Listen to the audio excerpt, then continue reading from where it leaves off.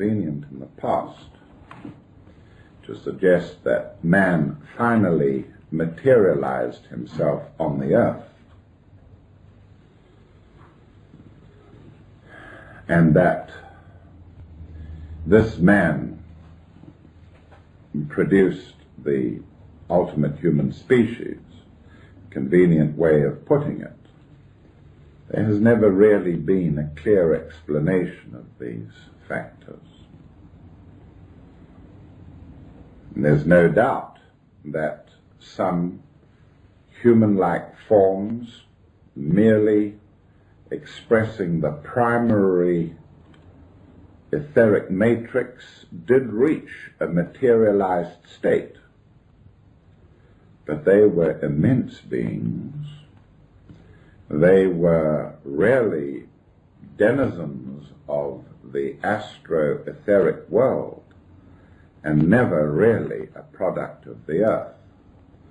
Our mythology refers to them again and again. They achieve different degrees of density. But on the earth itself, there was evolving the mammals, and out of the mammals, the ape-like creatures, again, along the lines of radiations coming down from the human. And as you will hear from Mark later on,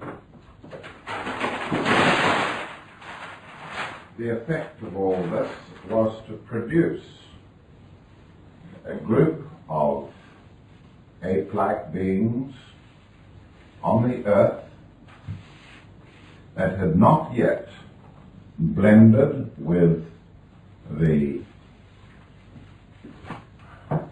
primary matrix of the descending human race. These beings had their primary matrix. They had some guiding force acting upon it, radiating from humanity. But they reached a stage in their evolution, whole lines of them, from which they could get no further. They were fine specimens of the Earth's product.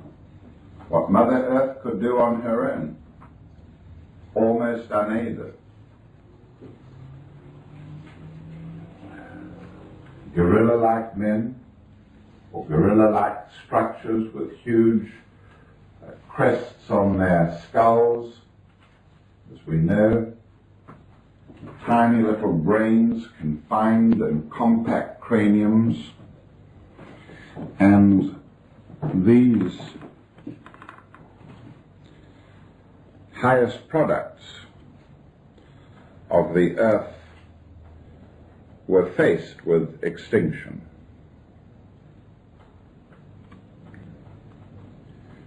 Most of them became extinct. They had come to the end of their evolutionary line. They became hideously non-adaptable.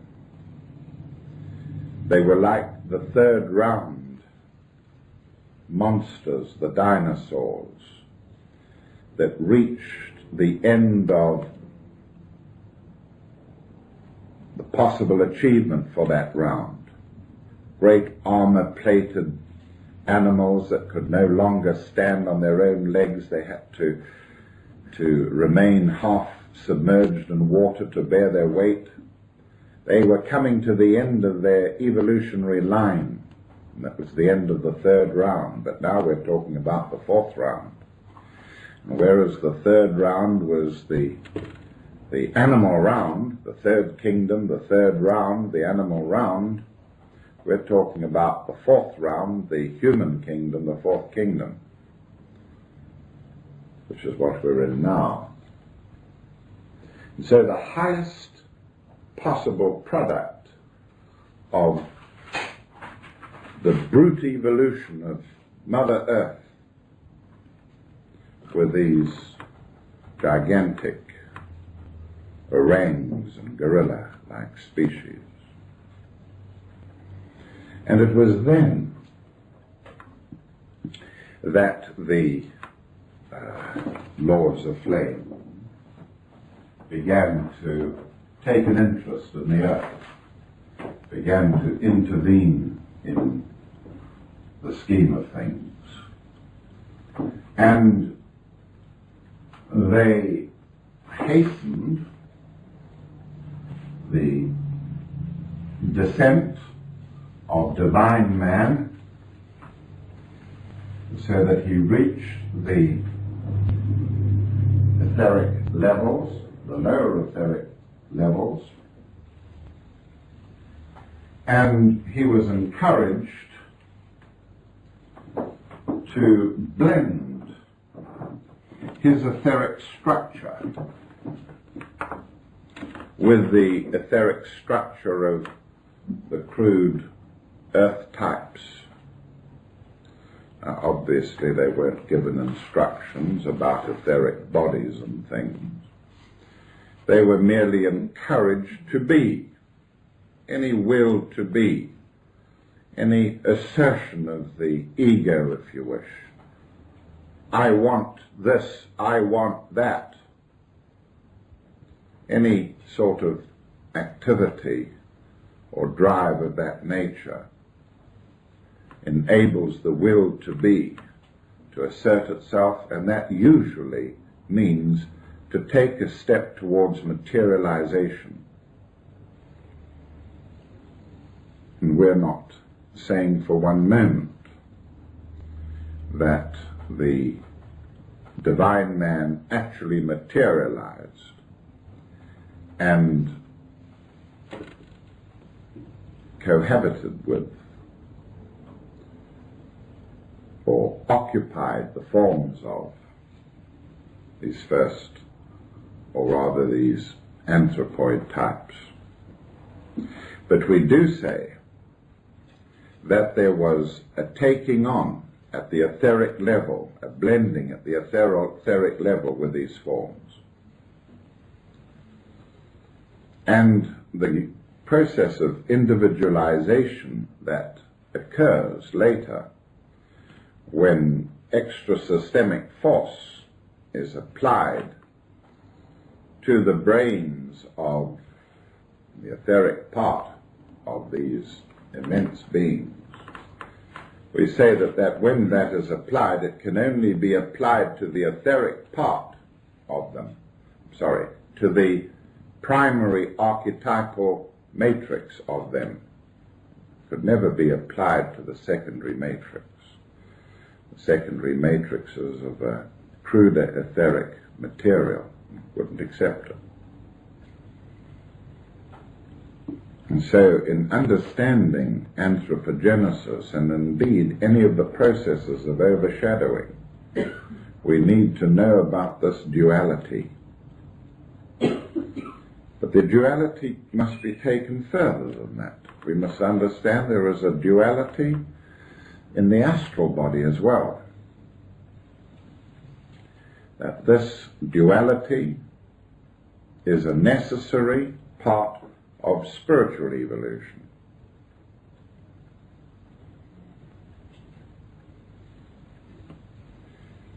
It is not possible for the higher self to blend with the lower astral body. And when we talk about emotional disciplines, the need to take control of your emotional nature, we mean the ability to fashion an astral body of a higher order. Again, we don't have to know that this has to be done. We automatically begin to do it as we develop sensitivity.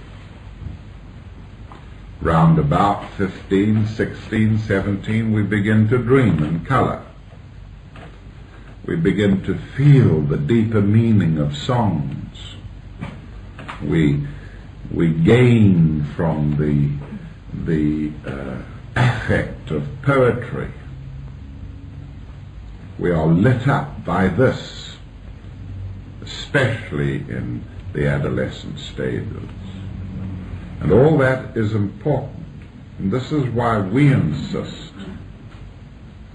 that it is the poets and the musicians, it is the artists and the creators at this level that really fashion effectively the evolution of man. We are the music makers. We are the dreamers of dreams, wandering by lone sea breakers and sitting by desolate streams, world losers and world forsakers on whom the pale moon gleams, but we are the makers and breakers of the world forever, it seems. And it is in these artistic levels that the disciplining of the emotional body is obtained, at least for this period on the earth and for last many centuries. And so through these emotional disciplines, often laid down by artistic insight, the in-stress of inscape, that we begin to fashion an astral form of a higher order. It is with that astral form of the higher order that the soul may blend itself. If it is not there, the soul can do very little in overshadowing an individual. If there is no higher astral body, the soul can do very little about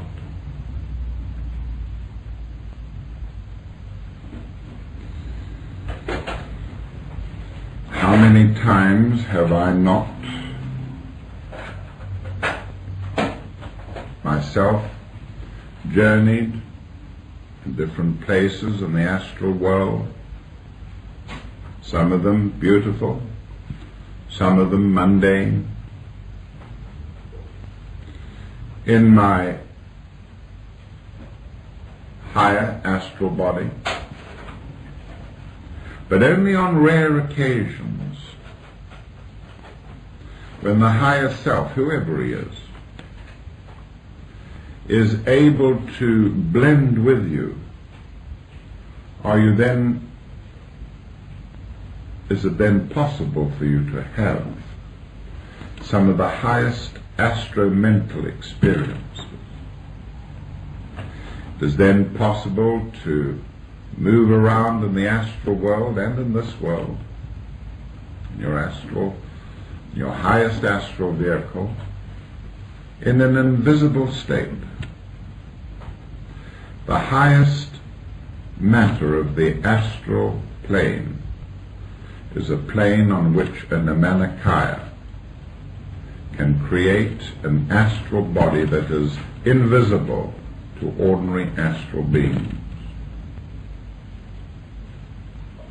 And when you are able to move around in such an astral body, you can imagine the kind of work that you can do as a muse, influencing as a messenger of the gods, being able to, even in the astral world as well as this world, to go to certain individuals. They can't see you, you can see them, the situation that is presenting, those present, important room perhaps, in Brussels, or in the astral world, invisible, and how you can talk to them in the sense of telling them what to do, suggesting, influencing, and to them it appears to come from their own nature. And so what I have led up to here has been the understanding of the overshadowing, first of all things that live on the earth, by an archetypal pattern, and then when we reach the level of the human, it is through our ability to create a higher astral vehicle that change, a tremendous change, can come over us.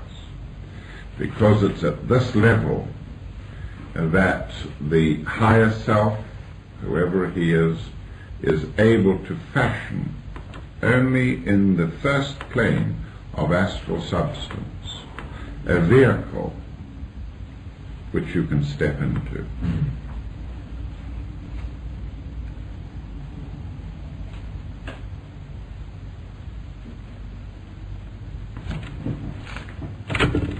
Going back to what we were talking about in the initial stages, we understand then that the power of the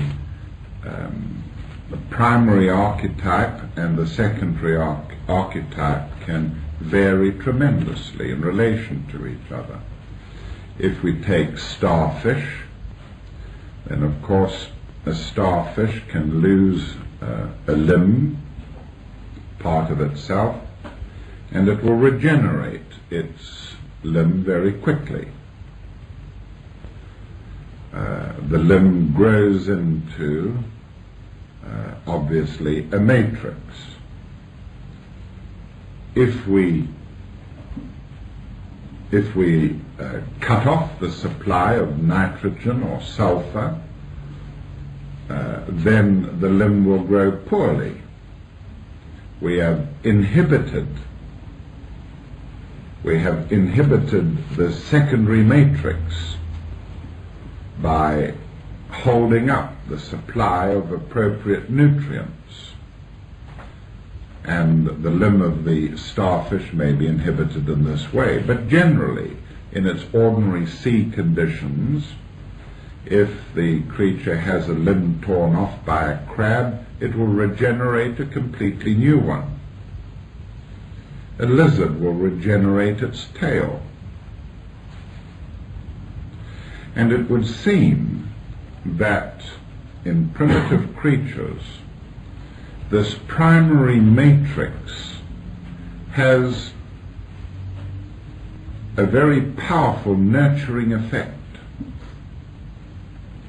And through this primary matrix there comes the forces of instinct. More at the astral level, you must see the primary matrix as being interpenetrated by an astral matrix as well.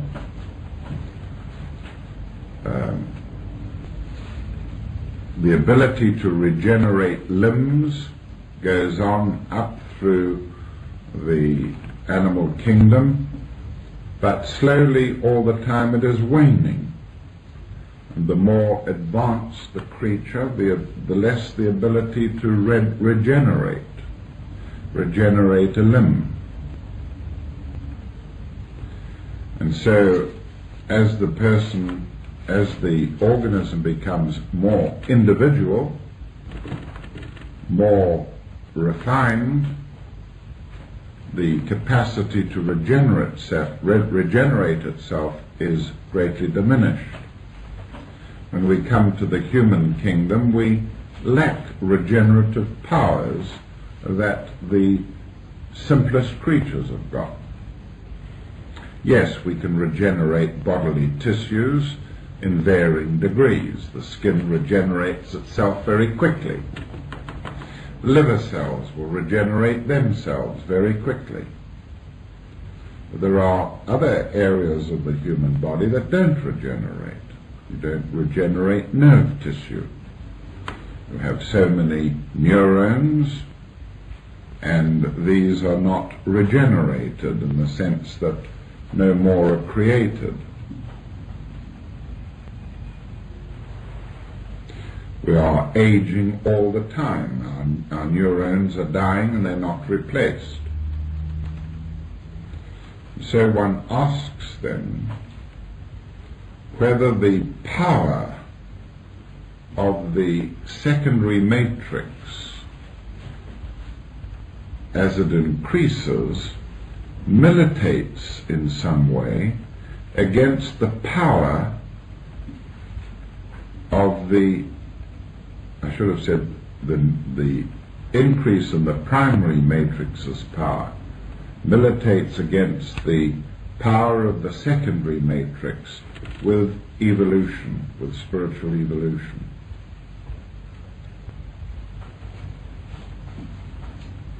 That brings us, of course, to a consideration of the human brain. And the human brain itself presents an enigma.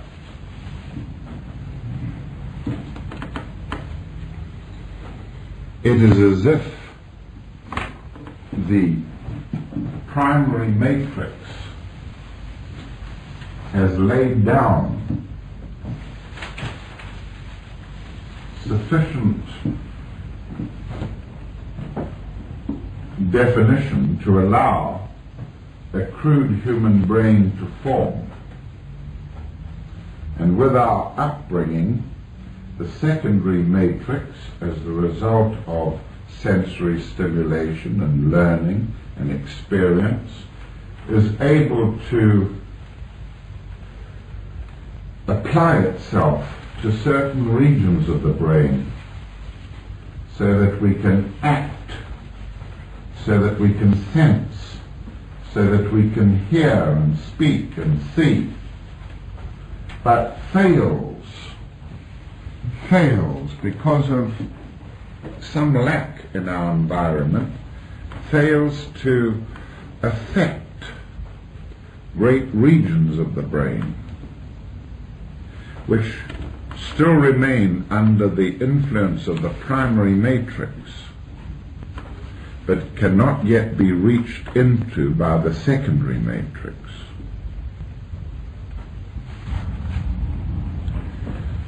The spiritual teachers on the planet, including the yogis, the mystery schools, would say that in order to develop the, shall we call it, the secondary matrix of the brain, it is necessary to redirect some of the energy flows that go into those areas of the brain that are responsible for activity and for sensory perception, to redirect them to other regions. So we talk about meditation, where we withdraw the senses from the world, where we sit quietly and passively, not undertaking activity. And in this state, presumably the secondary etheric matrix can organize the primary matrix areas of the brain, which, if not are not organized, remain silent and inoperative and non-active. Only 10%, 15% perhaps of the human brain is functional, in the sense that it has known function and can be related to what's going on in our world. And yet, as I have also pointed out, the human brain, unlike other tissues of the body, does not atrophy without use. If you don't use a part of your body, it atrophies. Muscle will atrophy if you don't use it. Yet the brain does not obey this law. Millions and millions of neurons lie quietly waiting as if to be used.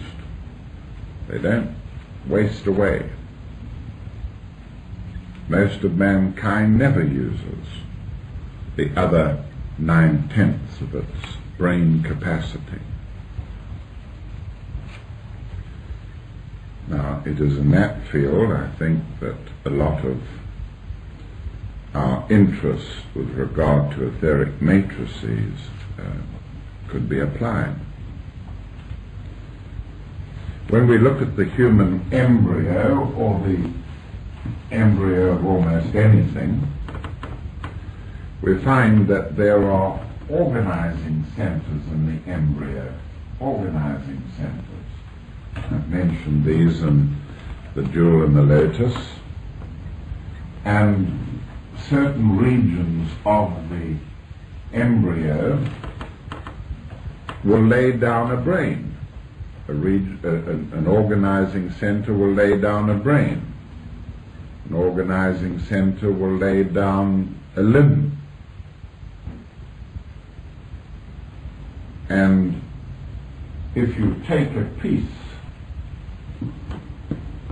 of tissue from the embryo while it is still in its early stages and put it inside this organized area here, which is going to be brain, that tissue which comes from a distant part will be changed into brain tissue, meaning that this organizing center, for which there's no biological explanation, this organizing center will, within its orbit, organize any tissue into brain tissue. Now, I believe that that organizing center is somehow related to our subject today. Is it part of the crude, primary matrix that we've been talking about? Certainly would explain how the organizing center works. It would also explain how regeneration works, how simple animals can regenerate parts of their body by turning that part of the body into a leg, into a tail. And as fast as the tissue grows there, it will make tails and tails only.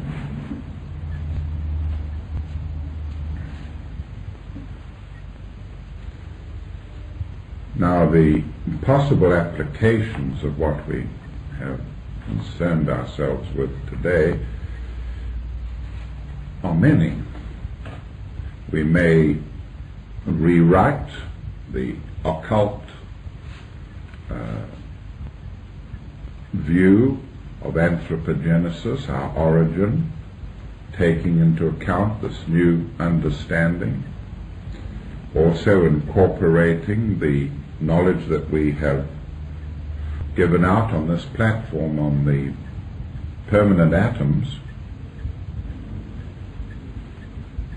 But of course we're always interested in the overshadowing which comes with spiritual struggle.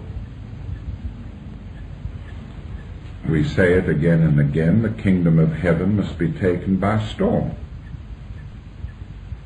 And he who takes the kingdom of heaven by storm cannot be refused.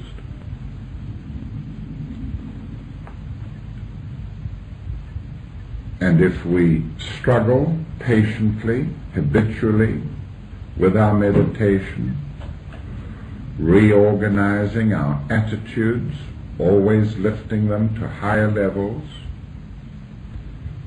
working patiently on the emotional nature, learning to survive no matter what emotional irritations and aggravations you're presented with. If we keep on with just what we're taught in our lovely manuals like The Voice of the Silence,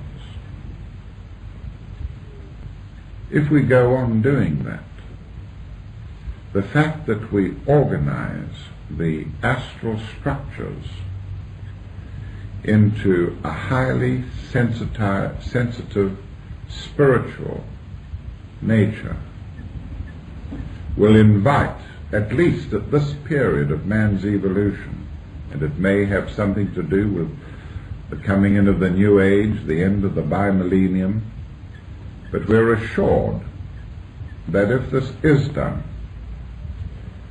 that where the higher self is old enough in terms of number of lives, or if it is not old enough, then in terms of an Amanakaya who may spread himself into a whole group of individuals.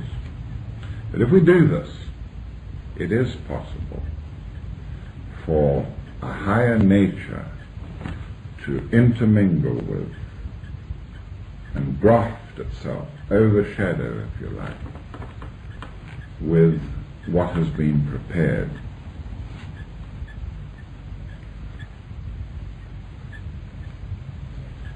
The way is difficult.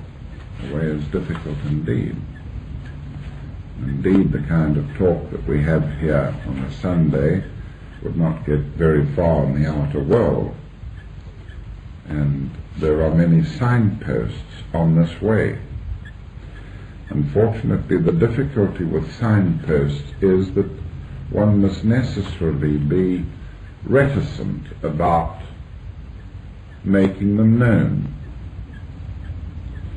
because people naturally tend to hear of a signpost and begin to manifest its quality immediately, without the quality really being there. I hear of many people meditating, and indeed I no doubt they do, and with sincere effort. But I very rarely hear of the physiological accompaniments of sustained meditation. I hear a lot about, oh, I saw purple, or I felt this, or heard a voice. But there are very few individuals that will come out with a description of the physical effects, if you like, of sustained meditation. And of course one doesn't want to just repeat them, so that if I said, well, your face turns a colour of indigo blue, you all arrived with cyan-nosed faces the following week. It's not what we're trying to do. We are suggesting, however, that by diligent work, not only on yourselves, but on yourselves as instruments for mankind, the pathway is assured. There is no one here today who cannot reach and experience, working in the highest of the planes at all levels of human consciousness, of becoming messengers of the gods.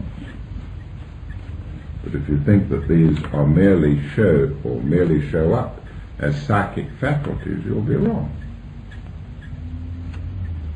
They show up in many ways,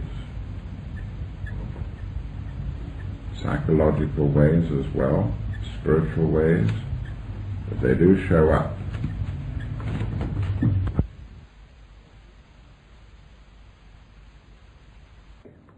Of the neophyte.